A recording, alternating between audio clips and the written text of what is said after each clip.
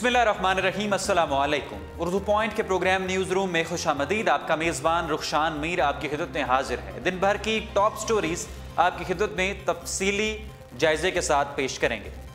नाजरीन, अमरीकी सदर डोनाल्ड ट्रंप पाकिस्तान के खिलाफ जहर उगलना का बंद करेंगे। ये सिलसिला अमरीकी सदर के इस डोनाल्ड ट्रंप के मुंतखब होने से पहले ही शुरू हो चुका था। जब न्यूयॉर्क टाइम्स अपने अदारिये में लिखता था, जब वहाँ के स्कॉलर्स जिस तरह के ब्रूस रिडल ने अपनी किताब में लिखा और बहुत से अखबारात के लिखते रहे कि पाकिस्तान अमरीका से फाइनेंशियल एड लेता है मगर दहशत गर्दों की पुष्टपनाही करता है। पाकिस्तान दहशत गर्दों को महफूज मुकामात देता है और दहशत गर्दों के खिलाफ कार्रवाई नहीं करता। अमेरिका के सदर डोनाल्ड ट्रंप आए, जनूबी एशिया के लिए अपनी पॉलिसी वाज़ेह की और पाकिस्तान को कड़ी तनकीद का निशाना बनाया। कभी डोनाल्ड ट्रंप ये कहते हैं तो कभी अमेरिका के नायब सदर माइक पेंस अफगानिस्तान के दौरे पर ये कहते हैं कि ऐसा लगता है कि अफगानिस्तान का जो दुश्मन है पाकिस्तान उसका दोस्त है और पाकिस्तान ये नहीं चाहता कि अफगानिस्तान में अमन आए। 2014 में अमेरिका के एक स्कॉलर ब्रूस रिडल ने एक किताब लिखी, no exit from Pakistan. Bruce riddle America की फॉरेन पॉलिसी एक्सपर्ट हैं और पाक अफगान अफेयर्स पर महारत रखते हैं, मगर बातें ऐसी लिखते हैं कि लगता है कि पाकिस्तान के खिलाफ प्रोपेगेंडे का टास्क उन्हें दिया गया है। उन्होंने लिखा कि पाकिस्तान को हम एड देते हैं, पाकिस्तान एक ब्लैक होल है, यहाँ हमारी एड गायब हो जाती है और हमें पाकिस्तान से रिटर्न में कुछ नहीं मिलता। डोनाल्ड ट्रंप ने जब पॉलिसी वजाहत की जनूबी एशिया के लिए तब ऐसा लहजा इख्तियार किया, माइक पेंस ने ऐसा लहजा इख्तियार किया और आज साल का पहला दिन है, 1 जनवरी 2018 है और साल की शुरुआत पे ही अमेरिका के सदर डोनाल्ड ट्रंप ने अब से तकरीबन 2.5-3 घंटे पहले अपने माइक्रो ब्लॉगिंग ट्विटर हैंडल पर यह ट्वीट किया है। ज़रा ट्वीट मुलाहिजा कीजिए। The United States has foolishly given Pakistan more than $33 billion in aid over the last 15 years, and they have given us nothing but lies and deceit. Thinking of our leaders as fools, they give safe havens to the terrorists we hunt in Afghanistan with little help, no more. और जो do more का मुतालबा करते रहे और पाकिस्तान के army chief और पाकिस्तान के वजीर दिफा ये कहते रहे कि अब आप डू मोर करें, we are not suppose to do more, you have to do more, तो अब उन्होंने कहा जी नो मोर और ये तासुर दिया कि शायद पाकिस्तान ही अफगानिस्तान में दहशत गर्दी करवा रहा है।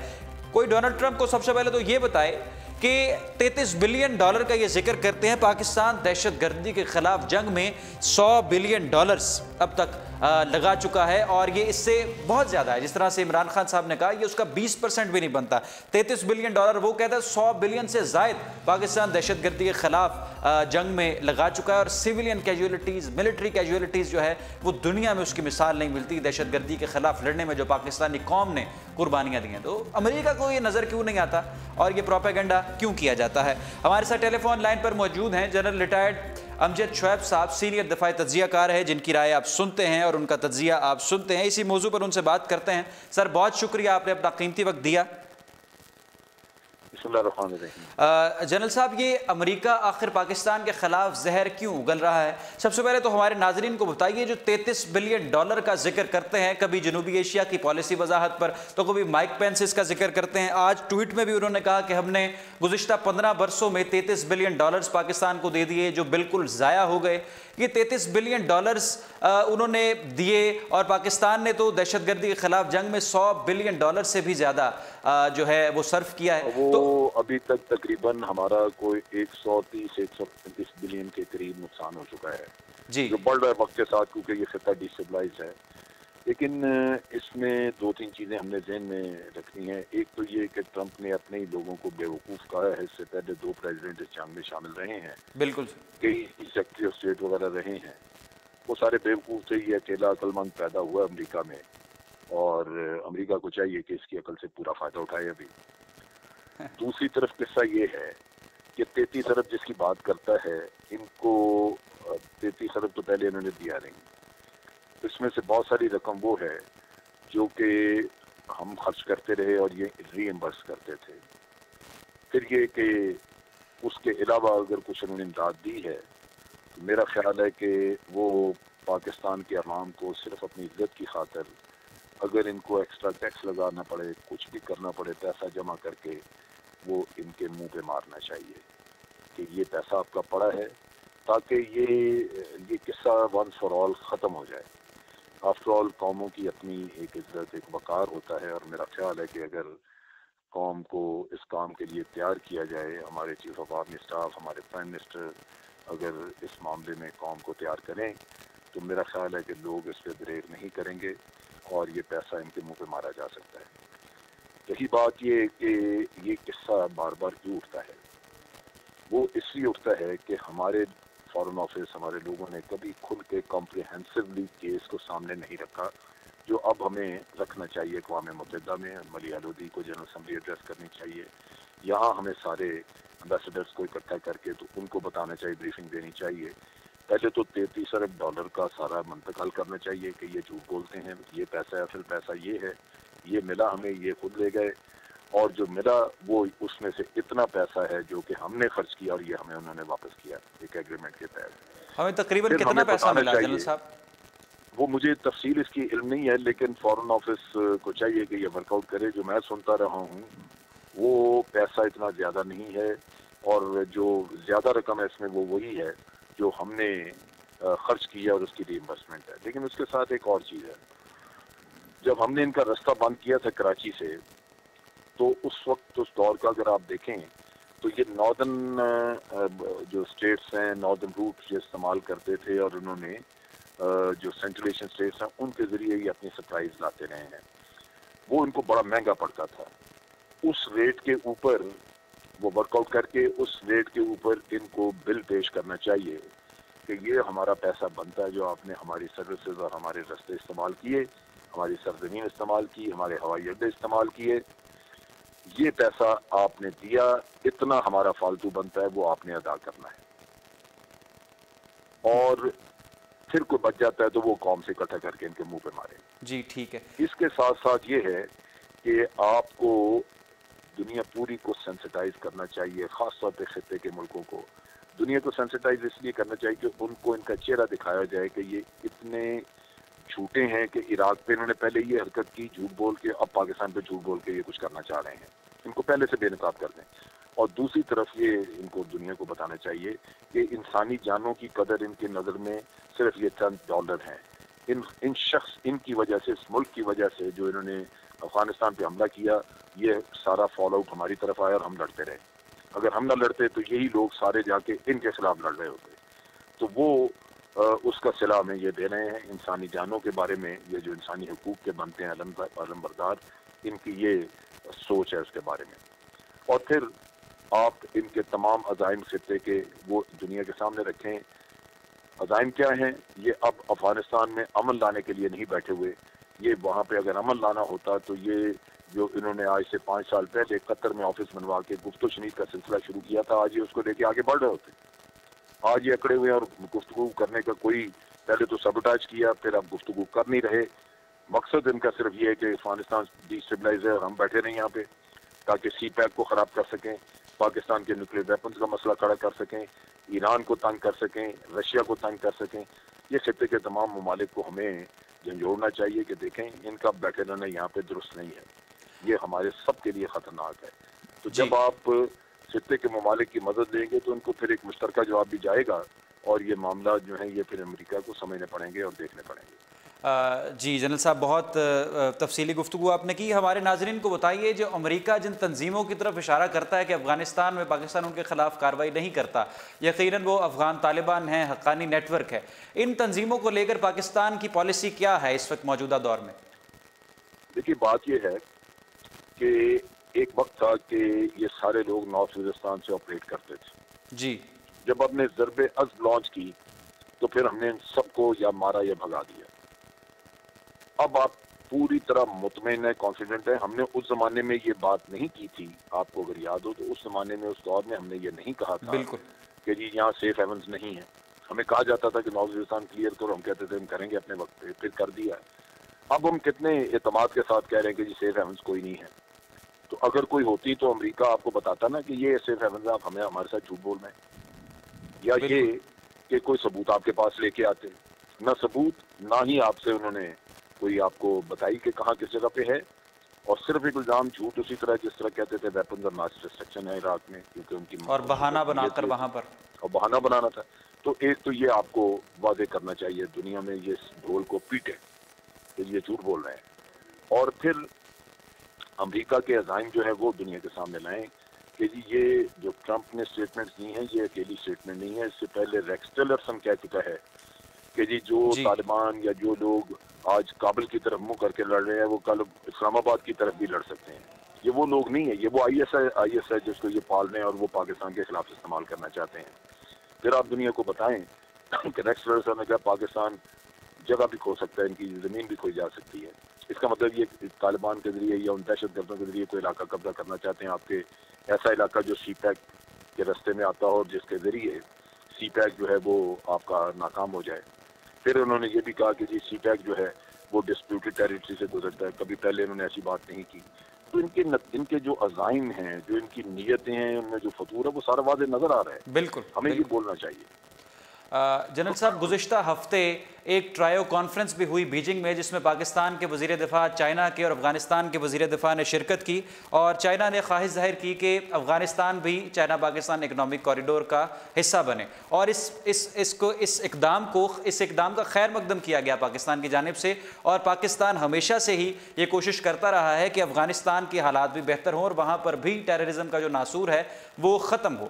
اب افغانستان کے اگر حالات خراب ہیں، افغانستان میں دہشت گردی ہے، تو کیا اس کی وجہ امریکہ کی موجودگی ہے وہاں پر، اور امریکہ یہ چاہتا ہے کہ وہاں پر انڈیا کی بھی مزید پریزنس آئے؟ افغانستان میں جو اس وقت ٹیررزم ہے اس کی وجہ کیا ہے آپ کے نزدیک؟ دیکھیں، افغانستان افغانیوں کا ملک اور افغانی اس معاملے میں بڑی حماقت کر رہے ہیں۔ وہ انڈین پروپیگنڈا اور امریکن پروپیگنڈا اور امریکن پیسہ یا انڈین پیسہ بھی جو لگتا ہے، اس کی وجہ سے یہ اپنا مفاد نہیں دیکھ رہے۔ ان کو یہ سمجھنا چاہیے تھا کہ اگر یہ طالبان کو ختم نہیں کر سکے اور طالبان ان کو ختم نہیں کر سکے تو ایک اسٹیل میٹ ہے جو بات چیت کے ذریعے حل کرنا چاہیے۔ اگر بات چیت کے ذریعے حل کریں، طالبان ان کی حکومت کا حصہ بنے، تو یہ معاملہ یہاں ٹھیک ہو جائے گا، امن آ جائے گا۔ ورنہ یہ اگلے 10 سال 15 سال یہ پھر علاقہ جو ہے یہاں پہ ایک خانہ جنگی چلتی رہے گی۔ افغانستان میں جو خون خرابہ ہوگا، آپ کو یاد ہوگا کہ اوباما نے اپنے دور کے اختتام سے کچھ پہلے ایک state of the union address کیا تھا، جس میں اس نے کہا تھا کہ یہ خطہ بھی اور 10-12 سال تک ڈی اسٹیبلائز رہے گا۔ جی، یہ کوئی ان کو نجومی نے نہیں بتایا تھا، یہ ان کی پلان تھی کہ انہوں نے یہ کرنا ہے۔ بالکل۔ تو یہ چیزیں جو ہیں یہ سمجھنی چاہیے، ہمیں بھی فارن آفس کو بھی اس کے مطابق پلاننگ کرنی چاہیے، اور جو ان کے اب عزائم ہیں اس خطے میں، جو کچھ وہ کرنا چاہتے ہیں، اس کا توڑ پاکستان اکیلے نہیں مل کے خطے کے ممالک کے ساتھ کر سکتا ہے، اور اس میں ضروری یہ ہے کہ یہاں سے امریکہ کو اسی طرح بھگایا جائے جس طرح کے آپ نے رشیا کو کسی زمانے میں بالکل۔ جنرل صاحب، آخر پہ کمنٹ کر دیجیے، جیسا کہ آپ نے شروع میں کہا کہ ملیحہ لودھی جو کہ مستقل مندوب ہے اقوام متحدہ میں پاکستان کی جانب سے، ان کو فوری طور پر یہ مسئلہ اقوام متحدہ میں اٹھانا چاہیے کہ امریکہ ملائن کرتا ہے پاکستان کو۔ آپ کیا سمجھتے ہیں کہ اگر اس ایشو کو ٹیک اپ کیا جائے اقوام متحدہ میں تو کیا پاکستان دوسرے ممالک کو اپنے ساتھ کنونس کر سکتا ہے، اور دوسرے ممالک پاکستان کے اس بیانیے کو تسلیم کریں گے، جیسے فلسطین کے مسئلے پر 193 ممالک اکٹھے ہو گئے؟ دیکھیے، یہ تو بات کی بات ہے، پہلے میرا تو خیال ہے کہ تسلیم کریں گے، لیکن وہ تسلیم کریں نہ کریں، آپ کا تو فرض ہے نا کہ آپ اپنا موقف آگے دنیا کو بتائیں۔ جی، اگر آپ موقف بتائیں گے نہیں تو گھر بیٹھے کیسے آپ فیصلہ کر لیں گے کہ وہ اس کو تسلیم کرتے ہیں یا نہیں کرتے؟ پھر تو صرف امریکہ کا موقف ہے جو سنا جا رہا ہے۔ بالکل بالکل۔ تو یہ آپ کو اپنا ڈھول بار بار پیٹنا چاہیے تاکہ دنیا سمجھے، اور اگر آپ ان کو افغانستان عراق کے ریفرنس سے بات کریں گے تو دنیا کو جلدی سمجھ لگے گی، بالکل، اور ساتھ بتائیں گے کہ جی یہ اسی طرح جھوٹ بول رہے ہیں۔ نہ اس وقت انہوں نے کبھی ماس ریسٹرکشن کا کوئی ثبوت دیا، 10 لاکھ لوگ مار دیے اور بعد میں کہا جی یہاں نہیں ہے، اور آج نہ ہمیں یہ کوئی ثبوت دے رہے ہیں اس چیز کا کہ یہاں سیف ہیونز ہے۔ تو ان کے زبانی کہہ دینے سے بات نہیں بنتی، کوئی ثبوت ہو یا ایویڈنسز ہوں اور تمام تر معلومات ہوں۔ بہت شکریہ جنرل ریٹائرڈ امجد شعیب صاحب، سینئر دفاعی تجزیہ کار، ہمارے ساتھ ٹیلی فون لائن پر موجود تھے، اور ان کی رائے آپ نے ہمارے پروگرام میں سنی۔ ڈونلڈ ٹرمپ کی آج کی تقریر کے حوالے سے ڈونلڈ ٹرمپ نے جو زہر اگلا ہے پاکستان کے خلاف، انٹرنل معاملہ جو پاکستان کے ہیں، خواہ وہ سول ملٹری تنازع ہو، خواہ وہ آپس میں سیاسی جماعتوں کے درمیان میں کانفلکٹس ہوں، اگر جو مسئلہ ہے نیشنل انٹرسٹ کا یا ہماری جو قومی، ہمارے پاکستان کی جو ساکھ ہے انٹرنیشنل پلیٹ فارمز پر، اس پر بات آئے تو تمام پاکستانیوں کو، سول ملٹری انسٹیٹیوشنز کو، تمام پولیٹیکل پارٹیز کو یکجا ہو کر اور یک زبان ہو کر اپنا موقف پیش کرنا چاہیے۔ اور جنرل امجد شعیب صاحب کی بات کے ساتھ 100% اتفاق کرنا بنتا ہے کہ اب جو ملیحہ لودھی صاحبہ ہیں مستقل مندوب اقوام متحدہ میں پاکستان کی، ان کو ضرور یہ مسئلہ اقوام متحدہ میں ٹیک اپ کرنا چاہیے۔ بعد میں اس کا کیا رسپانس آئے گا وہ تو بعد میں پھر بات کی دیکھیں گے، اور یہ بات امریکہ کو ضرور اب شاہد وقار عباسی صاحب کو واضح اور وزیر دفاع خواجہ آصف صاحب کو واضح کر دینی چاہیے کہ پاکستان پر بار بار الزام بغیر کسی ثبوت کے، شواہد کے لگانا یہ درست نہیں ہے۔ پاکستان $130 بلین کے قریب دہشت گردی کے خلاف لڑائی میں اپنے صرف کر چکا ہے، اور جو پاکستانی قربانیاں ہیں اس کو اگر تسلیم نہیں کرنا تو خدارہ پروپیگنڈا منفی اس کو تو بند کر دیا جائے۔ اب آگے بڑھتے ہیں دوسرے موضوع کی جانب۔ نیو ایئر نائٹ 31 دسمبر 2017 کی شب جب پاکستان 1 جنوری 2018 میں داخل ہوا، نیو ایئر نائٹ کی تقریبات ملک بھر میں جاری تھی، اور لاہور کے گھوڑا چوک کے قریب ایک افسوسناک واقعہ پیش آیا جس میں معروف سیاسی شخصیت میاں منیر، جن کا تعلق پاکستان مسلم لیگ کاف سے ہے، ان کی گاڑی، ان کے بیٹے کی گاڑی، وہ گاڑی چلا رہا تھا اور اس نے 2